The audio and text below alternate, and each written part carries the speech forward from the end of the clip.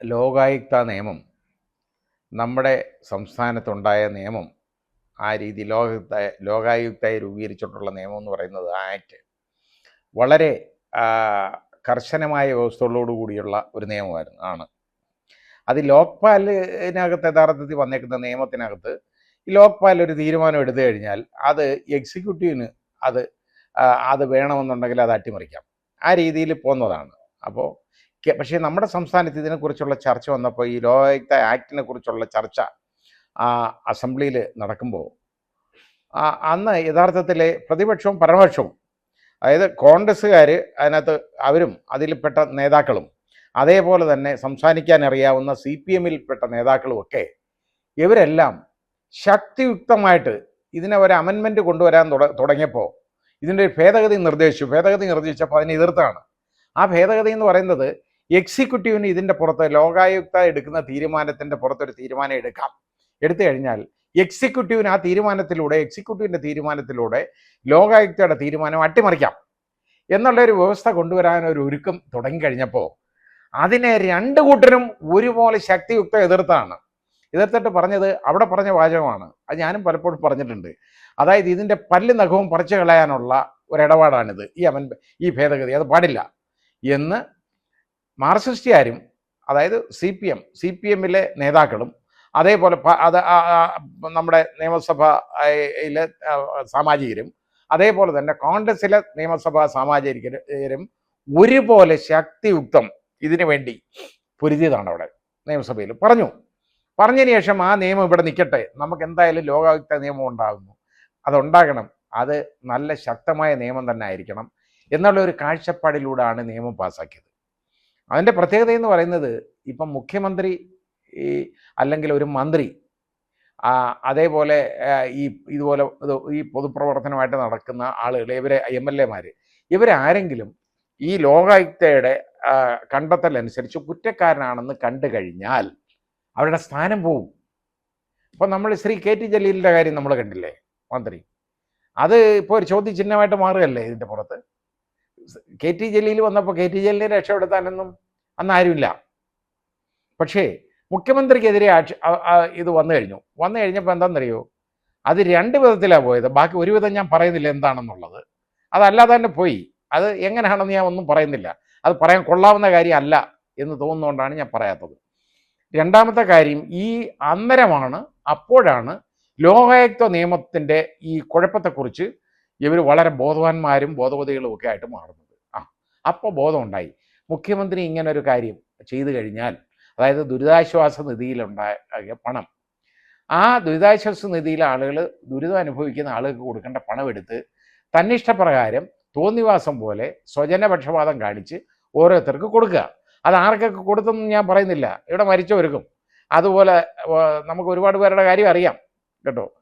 രാഷ്ട്രീയ നേതാക്കൾ അവർ മരിച്ചുപോയി, അത് MLA പോലും അല്ലായിരുന്ന ആൾ മരിച്ചുപോയി. എപ്പോഴും അയാൾക്കും എല്ലാം അയാളുടെ കുടുംബത്തിലെ കടം തീർക്കാനും ആഭരണങ്ങൾ പണയം വെച്ചത് എടുക്കാനും, അതേപോലെ തന്നെ ശ്രീ കോടിയേരി ബാലകൃഷ്ണൻ്റെ എസ്കോർട്ടോ പൈലറ്റോ പോയ ഒരു പോലീസ് വാഹനത്തിന് അപകടം പറ്റി ഒരു പോലീസുകാരൻ മരിച്ചപ്പം അയാളുടെ കുടുംബത്തിനും ഒക്കെയാണ് ദുരിതാശ്വാസം. ഈ ദുരിതാശ്വാസ നിധി എന്ന് പറയുന്ന ആ പണം എടുത്ത് തോന്നിവാസം പോലെ കളിക്കാം എന്നൊരു കാഴ്ചപ്പാടുണ്ടായി. അതിനെ ചോദ്യം ചെയ്യാൻ ഒരു ശശികുമാർ എന്ന് പറയുന്ന ഒരു പൗരൻ മാത്രം മുമ്പോട്ട് വന്നു. അയാൾ വളരെ ധീരമായിട്ട് അയാൾ പൊരുതി അതിനുവേണ്ടി. പക്ഷെ അയാൾ വിചാരിച്ചാൽ എന്ത് നടക്കും? ഒന്നും നടക്കത്തില്ല. ഇനി ഇത് മുഖ്യമന്ത്രി കുറ്റക്കാരനാണെന്നെങ്കിലും കണ്ടിരുന്നെങ്കിലോ, കണ്ടില്ല. കാരണം ഇത് നിലനിൽക്കത്തില്ലെന്ന് എല്ലാവരും കൂടെ ശക്തിയുക്തം അവസാനം തീരുമാനമെടുത്തു. അതിനെക്കുറിച്ച് ഞാൻ ഒന്നും പറയുന്നില്ല, അദ്ദേഹം ഒന്നും പറയുന്നില്ലെന്ന്. അവസാനം അത് കുറ്റക്കാരനാണെന്ന് ഇനി ലോകായുക്ത കണ്ടിരുന്നാലോ? ഈ നിയമം പാസ്സായി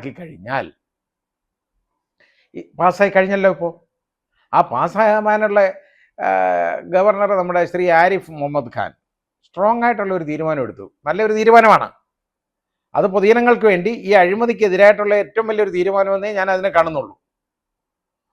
അദ്ദേഹം വേറെ ഒരുപാട് മുട്ടാപ്പോക്കുകളൊക്കെ ചെയ്യാറുണ്ട്, അത് വേറെ കാര്യം. പക്ഷേ ഈ കാര്യത്തിൽ എടുത്ത തീരുമാനം എന്ന് പറയുന്നത് വളരെ ശരിയായ തീരുമാനമാണ് എടുത്തിരുന്നത്. അതായത് ഇതിന് അംഗീകാരം കൊടുക്കുന്നില്ല എന്ന് പറഞ്ഞു. അവസാനം പിന്നെ അതിനു വേണ്ടി ഗവർണർ ബില്ലുകളുടെ മേളിൽ അടയിരിക്കുകയാണ്, അങ്ങനെ ചെയ്തില്ല ഇങ്ങനെ ചെയ്യുന്നില്ല എന്ന് പറഞ്ഞ് അവസാനം സുപ്രീം കോടതിയൊക്കെ സമീപിച്ചപ്പോൾ അദ്ദേഹത്തിന് വേറെ മാർഗ്ഗമൊന്നും ഇല്ലാതെ വന്നു കേട്ടോ. വന്നിട്ട് ഇത് തിരിച്ചയച്ചാലും ഇന്നത്തെ മൃഗീയ ഭൂരിപക്ഷത്തിൽ വീണ്ടും ഇവർ പാസ്സാക്കും. അപ്പോൾ അത് പ്രയോജനമില്ലാത്തതുകൊണ്ടാണ് അദ്ദേഹം കുറേ കൂടെ വിവരമായിട്ടൊന്ന് കൈകാര്യം ചെയ്തോട്ടെ എന്ന് പറഞ്ഞിട്ട് രാഷ്ട്രപതിക്ക് ഇത് അയച്ചു കൊടുക്കുന്നത്.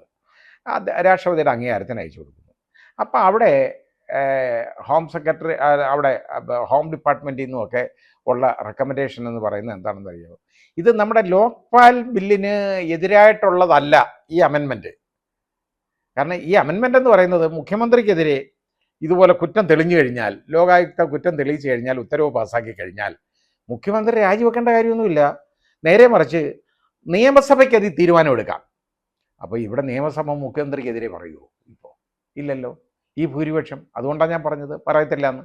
ഒരിക്കലും പറയത്തില്ല.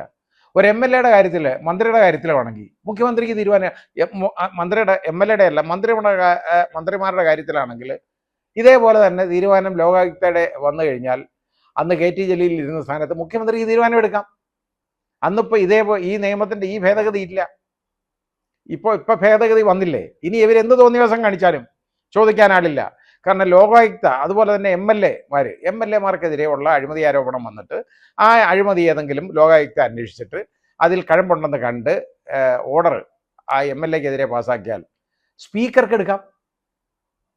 അപ്പോൾ സ്പീക്കർക്ക് എടുക്കാമെന്ന് പറഞ്ഞു കഴിഞ്ഞാൽ ഒരു തീരുമാനം എടുക്കുന്നത് എങ്ങനെയാണെന്നുള്ളത് നമുക്കറിയാമല്ലോ. പ്രതിപക്ഷം ഭരണപക്ഷമാണെങ്കിൽ അതിനകത്ത് വളരെ വലിയ വിവേചനം തന്നെ വരും ആ കാര്യത്തിൽ. ഇത് വരാം. അപ്പോൾ ഇത് എക്സിക്യൂട്ടീവ് ഇതിനെ തമസ്കരിക്കാൻ വേണ്ടിയുള്ള ഒരിടപാടുണ്ടാക്കി കൊടുക്കുകയാണ്. ഇത്രയും പെട്ടെന്ന് ഈ ഇലക്ഷൻ ഡിക്ലെയർ ചെയ്യാൻ പോകുന്ന ഈ സമയത്ത് കൊണ്ടുവന്ന് എന്ത് ഫാസ്റ്റായിട്ടാണ് രാഷ്ട്രപതിയെ കൊണ്ട്. എന്നാൽ രാഷ്ട്രപതിക്ക് ഇത് എവിടെ എടുത്തു വെച്ചുകൂടായിരുന്നു? ചോദിക്കാൻ ഒക്കത്തില്ലല്ലോ, വെക്കാമല്ലോ. കാരണം ഇത് അത്രത്തോളം വിവാദമുണ്ടാക്കുന്ന ഒരു അമെൻമെൻറ്റ് ഭേദഗതി തന്നെയാണ്. അതവിടെ ചെയ്യാമായിരുന്നു. പക്ഷേ നമ്മുടെ ഗവൺമെൻറ്, യൂണിയൻ ഗവൺമെൻറ് തീരുമാനിച്ചത് അത് പെട്ടെന്ന് ശരിയാക്കി കൊടുക്കണം. അതാ ഞാൻ പറഞ്ഞ, ഇതിനകത്ത് എല്ലാം ഒരുപാട് കളികളാണ് നടക്കുന്നത്. രാഷ്ട്രീയമായ ഒരുപാട് നീക്കുപോക്കുകളാണ്. അതായത് ഇവിടെ ചെയ്തത് ശരിയാണ് എന്നുള്ളതാണ്. ഇത് ഏത് ശരി? ലോകായുക്ത പോലുള്ളൊരു പ്രസ്ഥാനം, ഒരു ഇൻഡിപെൻഡൻ്റായിട്ട് വർക്ക് ചെയ്യേണ്ട, അതായത് അഴിമതി തുടച്ചു നീക്കേണ്ട ഒരു പ്രസ്ഥാനം, അത് നടക്കുന്നോ ഇല്ലയോ എന്നുള്ളത് വേറെ കാര്യം, അത് ഞാൻ ഒന്നും പറയുന്നില്ല. പക്ഷേ ആ പ്രസ്ഥാനം അതിൻ്റെ പല്ലും നഖവും പറിച്ചു കളയുന്ന വിധത്തിലുള്ള ഒരു അമെൻമെൻറ്റ് ഇവിടെ ഗവർണർ അത് ഒപ്പിടാൻ വിസമ്മതിച്ചു കഴിഞ്ഞതിന് ശേഷം അത് ഏതാണ്ട് ഒരു വർഷത്തോളം കഴിഞ്ഞു. അത് കഴിഞ്ഞതിന് ശേഷം എടുത്ത് അദ്ദേഹം രാഷ്ട്രപതിയുടെ അംഗീകാരത്തിന് അയച്ചു കൊടുക്കുന്നു. രാഷ്ട്രപതി തീരുമാനം എടുത്തോട്ടെ. കാരണം ഇനി ഇദ്ദേഹം സ്വജനപക്ഷപാതമോ അല്ലെങ്കിൽ ഒന്നും നടത്തിയെന്നുള്ള ധാരണ വേണ്ടെന്ന് വിചാരിച്ച് അയച്ചു കൊടുത്തു. അതെടുത്ത് വെച്ചിട്ട് പെട്ടെന്നാണ് അവിടെ ഗവൺമെൻറ് നേരെ റെക്കമെൻഡ് ചെയ്യുന്നത്. ഗവൺമെൻറ് റെക്കമെൻഡ് ചെയ്യാതെ പ്രസിഡന്റ് ഒന്നും ചെയ്യാൻ പറ്റത്തില്ല ഒരിക്കലും. റെക്കമെൻഡ് ചെയ്തത് എന്താണ്? ഇത് കുഴപ്പമില്ല, നമ്മുടെ ലോക്പാൽ നിയമത്തിൻ്റെ വ്യവസ്ഥകൾക്ക് അനുസൃതമായിട്ടുള്ള അമെൻമെൻറ്റേ ഉള്ളൂ എന്നുള്ളത്. ഞാൻ പറഞ്ഞില്ലേ, ലോക്പാൽ കൊണ്ടൊന്നും ഇവിടെ ഒന്നും നടക്കാൻ പോകുന്നില്ല. ലോക്പാലിൻ്റെയൊക്കെ ആവശ്യം വന്നത് പണ്ട് നമ്മുടെ ഡൽഹി ഭരിച്ചിരുന്ന മുഖ്യമന്ത്രി അവരെ ഒന്ന് ഒഴിവാക്കണം. അപ്പോൾ അതിനു വേണ്ടി കൊണ്ടുവന്നതാണ് ഈ യഥാർത്ഥത്തിൽ ലോക്പാലിൻ്റെ ആ പ്രശ്നം ഇങ്ങോട്ട് കൊണ്ടുവന്നേ. ആ കൊണ്ടുവന്ന് അവിടെ തെരുവിൽ ഒരാൾ കിടന്ന് സമരം ചെയ്തല്ലോ, അയാളെ ഇപ്പം ആരെങ്കിലും കേൾക്കുന്നുണ്ടോ? ഏതെങ്കിലും ഒരു മനുഷ്യന് അയാൾ എവിടെ പോയെന്നറിയാമോ? ഇന്നാളെ ഇടയ്ക്കൊന്ന് ഇറങ്ങാമെന്ന് ശ്രമിച്ചു, പക്ഷേ ക്ലച്ച് പിടിച്ചില്ല, പിന്നെ കയറിപ്പോയി. അതിൽ ഒച്ച വലിയുന്ന വരെയാണ്. ആദ്യം ഇറങ്ങി വന്നു, വലിയ ബഹളം ഉണ്ടായി, വലിയ പ്രശ്നമായി, അവിടെ കിടന്നു, ശരിയാക്കിയെടുത്തു. ഏതായാലും ഡൽഹിയിൽ അത് കാരണം കോൺഗ്രസിൻ്റെ ഭരണം അവസാനിച്ചു. അതാണ് നടന്നേ, അതുകൊണ്ട്, അല്ലാതെ വേറെ നടന്നില്ല. അത് ഇവർക്ക്. അപ്പോൾ ഇവരുടെ കാര്യങ്ങളൊക്കെ നടത്താൻ വേണ്ടി ഇങ്ങനൊരു സാധനം കൊണ്ടുവന്നു. അന്ന് അതിന് ശേഷമാണ് ഈ ലോക്പാൽ ഉണ്ടാക്കിയപ്പോഴോ ഒരു പ്രയോജനവും ഇല്ലാത്ത നിയമമാണ് അത്. ഒന്നുമില്ല, ഇതേപോലെ പല്ലും നഖമില്ലാത്ത ഒരു അതോറിറ്റി ആ രീതിയിലാണ്. അത് കുറേ റിട്ടയർ ചെയ്ത ജഡ്ജിമാർക്ക് ശമ്പളം കൊടുക്കാനുള്ള ഒരു മെത്തേഡ് എന്നുള്ളതല്ലാതെ ഇത് രണ്ടുകൊണ്ടും പ്രയോജനമില്ല. ഇപ്പം ഞാൻ ചോദിക്കട്ടെ, ഈ അമെൻമെൻറ്റ് ഈ വന്നതോടുകൂടി ഒന്നും നടക്കത്തില്ലെന്ന് നമുക്ക് ബോധ്യമായല്ലോ. ഇവിടെ ഒന്നും നടക്കാൻ പോകുന്നില്ല. ഇനി മറ്റുദ്യോഗസ്ഥരെ സംബന്ധിച്ചിടത്തോളം ആണെങ്കിൽ അത് ഈ ലോകായുക്തയുടെ ഒന്നും ആവശ്യമില്ല. ഇവിടെ വിജിലൻസ് ഡിപ്പാർട്ട്മെൻറ്റില്ലേ, അവരെ അന്വേഷിച്ചാൽ പോരെ. ഈ ലോകായുക്തയിൽ ഇതുപോലെ 2-3 റിട്ടയർ ചെയ്ത ജഡ്ജിമാരെ ഇരുത്തി അവർക്ക് ഹൈക്കോടതി ജഡ്ജിമാരുടെ എല്ലാ ആനുകൂല്യവും, സുപ്രീം കോടതി ജഡ്ജിമാരുടെയോ ഹൈക്കോടതി ജഡ്ജിമാരുടെയോ എല്ലാ ആനുകൂല്യങ്ങളും കൊടുക്കുക, സകലവിധ പണം ചെലവും ഉണ്ടാക്കി കൊടുക്കുക, സാമ്പത്തിക ബാധ്യത നികുതിദായകന്മാർക്ക് ഉണ്ടാക്കി കൊടുക്കേണ്ട എന്തെങ്കിലും കാര്യമുണ്ടോ? എന്തിനിത് ഈ സിസ്റ്റം? എന്തിന്? ഒരു വെള്ളാന കമ്മീഷൻ എന്നുള്ളതല്ലാതെ ആ രീതിയിലേക്ക് തതപ്പതിച്ചതല്ലേ? അതിന് വല്ലതും ചെയ്യാൻ പറ്റുമോ ഇനി? അത് ഈ ഇപ്പം ഈ പ്രത്യേക സമയത്ത് ഇത്രയും അടിയന്തര പ്രാധാന്യത്തോടു കൂടി രാഷ്ട്രപതിയെ കൊണ്ട് ഇതിന് അംഗീകാരം കൊടുപ്പിക്കുക എന്ന് പറയുമ്പോൾ അതിൽ ഒത്തിരി എഴുതാപ്പുറം നമ്മൾ വായിക്കേണ്ടതായിട്ടുണ്ട്. ഇനിയിപ്പോൾ ഇതിൻ്റെ ഈ അംഗീകാരം കിട്ടിയല്ലോ.